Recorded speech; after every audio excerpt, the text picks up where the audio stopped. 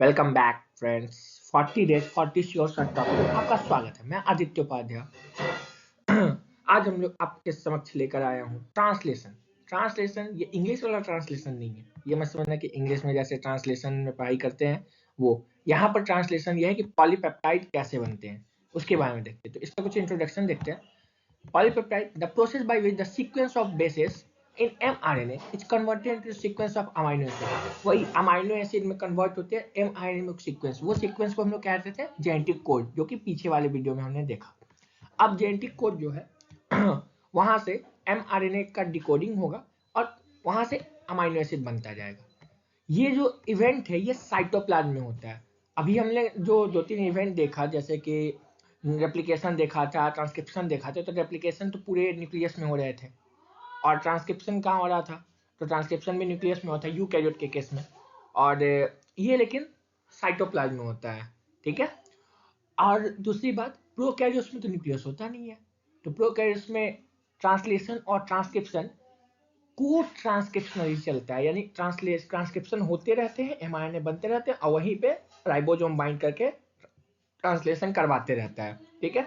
MRNA को हमेशा 5 prime to 3 prime के डायरेक्शन में हम लोग रीड करेंगे।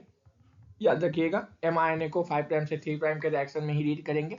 और क्या क्या इसमें जरूरत चाहिए? तो एमआरएनए, टीआरएनए का स्ट्रक्चर भी हम लोगों ने देखा था पीछे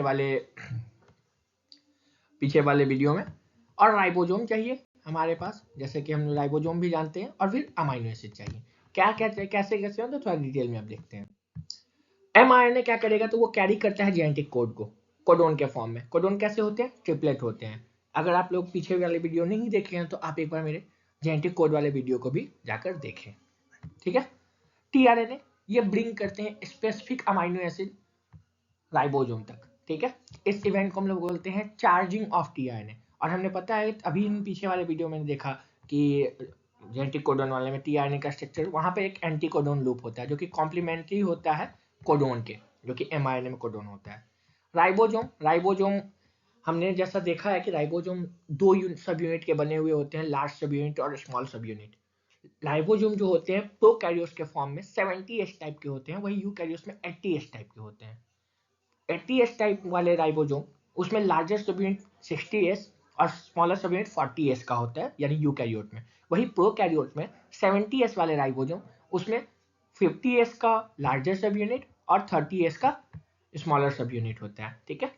इन राइबोसोम के पास 3 साइट होता है, एक ए साइट, एक पी साइट और एक ई साइट। आप लोग याद रख सकते हैं एपी यानी लंगूर, बंदर, लंगूर वाला साइट आप याद रख सकते हैं। ठीक है। ये लंगूर वाला साइट जो है, ये ए साइट जो है अमाइनो एसाइल साइट है, इसका फुल फॉर्म। यहाँ पर क्या होगा कि जो टीआरएनए चार्ज होकर आ रहे हैं वो यहाँ पर बाइंड करेंगे। पी साइट जो है ये पेप्टाइडाइल साइट होता है, यहीं पे पेप्टाइड बॉन्ड का फॉर्मेशन होता है। और ई साइट से बनाकर वो लोग अनचार्ज जो टीआरएनए है या अनचार्ज टीआरएनए वो यहाँ से लिफ्ट कर जाते हैं। ठीक है। यहाँ पर एक एंजाइम का भी जरूरत है, अमाइनो एसाइल टीआरएनए सिंथेज। ये टीआरएनए के चार्जिंग में हेल्प करते हैं। अब हम लोग देखते हैं स्टेप ट्रांसलेशन का। तो सबसे पहला स्टेप है charging of tRNA. Charging of tRNA कुछ नहीं है, सिंपल ऐसा है कि हमारा एक अमाइनो एसिड है, वो अमाइनो एसिड सबसे पहले ये अमाइनो एसिड एटीपी के साथ बाइंड करता है और एटीपी के साथ बाइंड करेगा enzyme amino acyl tRNA synthase. ये एंजाइम क्या करता है कि अमाइनो एसाइल एएमपी सिंथेज बनाता है, यानी 2 फॉस्फेट पायरोफॉस्फेट को रिलीज करता है। ये एनर्जी के लिए फॉर्म करते हैं, ये एनर्जी में काम आते हैं। और बाकी अमाइनो एसिड एएमपी के साथ बाइंड कर जाता है। ये जो है अमाइनो एसाइल अमाइनो एसिड कहते हैं इसको। ठीक है। यहाँ पर अब क्या होगा कि टीआरएनए आएंगे, अनचार्ज टीआरएनए आएंगे। वो अनचार्ज tRNA amino acyl tRNA synthase की मदद से ये अमाइनो एसिड को इस पे ऐड करेंगे और एएमपी जो है वो रिलीज हो जाएगा। ठीक है। तो इसी को बोलते हैं चार्जिंग ऑफ टीआरएनए, या इसी को बोलते हैं अमाइनो एसाइलेशन ऑफ टीआरएनए। ये आपको लाइन याद रखना होगा, अमाइनो एसाइलेशन ऑफ टीआरएनए। ठीक है। या फिर इसी को बोल दो चार्जिंग ऑफ टीआरएनए। ये पहला स्टेप था। सेकेंड स्टेप क्या होगा कि जो हमारा राइबोसोम होता है वो टोटली डिसोसिएटेड फॉर्म में होता है। जैसे ही एमआरएनए आएगा उस पर सबसे पहले स्मॉलर सब यूनिट बाइंड करेंगे। ठीक है। अब यहाँ कुछ फैक्टर काम करते हैं, बट आपके लेवल पे वो फैक्टर का बात नहीं करना है। सिंपल याद रखो कि जैसे mRNA आया, यहाँ पर कुछ सीक्वेंस रीड किए जाते हैं, जैसे प्रोकैरियोट्स का फॉर्म हुआ तो उसमें कोजेक सीक्वेंस, वही सॉरी साइड एल्गोनो सीक्वेंस, और यूकैरियोट्स में कोजेक सीक्वेंस को रीड किया जाता है। वो रीड करके mRNA पे राइबोसोम बाइंड करेगा, स्मॉल सब यूनिट, ठीक है।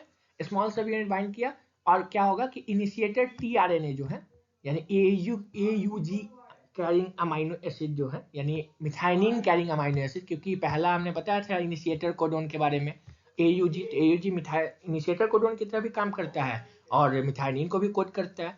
तो वैसा वाला टीआरएनए अभी हमने चार्जिंग देखा ना, तो उसमें मिथाइनिन वाला जो एमआरएनए होगा या टीआरएनए होगा वो आएगा और AUG वाले साइड पे बाइंड कर जाएगा।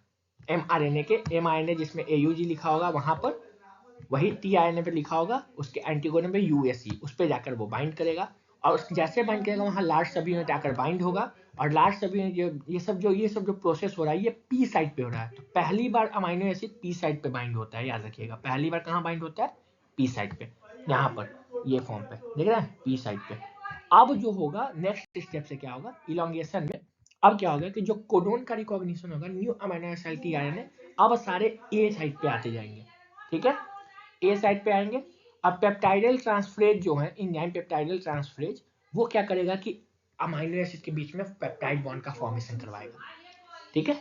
और उसके बाद हमारा ट्रांसलोकेशन होगा, राइबोसोम मूव करेगा एक कोडोन से एमआरएनए में और टीआरएनए जो है वो फिर पी साइड पे जाएगा, फिर पी साइड से ई साइड पे जाएगा और टीआरएनए से अमीनो एसिड हट गया, वो अनचार्ज होके बाहर निकल जाएंगे, ठीक है।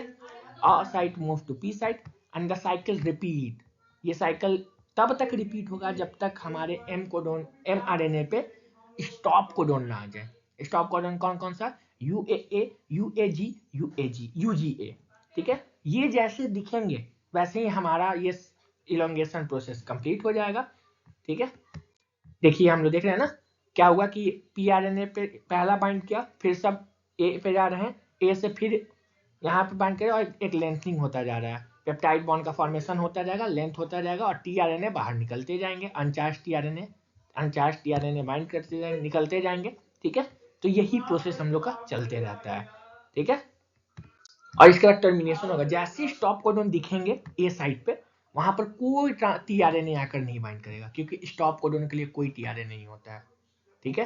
यानी हमारे बॉडी में 20 तरीके के अमीनो एसिड के लिए 20 तरीके के टीआरएनए होंगे, यानी स्टॉप कोडोन के लिए कोई टीआरएनए नहीं होगा। वहां रिलीजिंग फैक्टर जैसे आके बाइंड करेगा तुरंत हमारे जो प्रोटीन है वो रिलीज हो जाएगा, उसके बाद आपका राइबोसोम भी टूट जाएगा और आपका क्या होगा, राइबोसोम सब यूनिट डिसोसिएट हो जाएगा, पॉलीपेप्टाइड चेन ब्रेक हो जाएगा और टीआरएनए भी अपना रिलीज हो जाएगा, ठीक है।